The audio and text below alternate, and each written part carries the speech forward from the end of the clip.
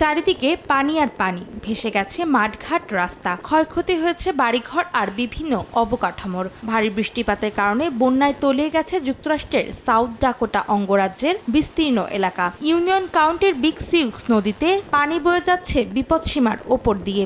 এতে ভেঙে গেছে একটি গুরুত্বপূর্ণ রেল সেতু। পানিবন্দী হয়ে পড়েছে এই অঞ্চলের 10 লাখের বেশি মানুষ।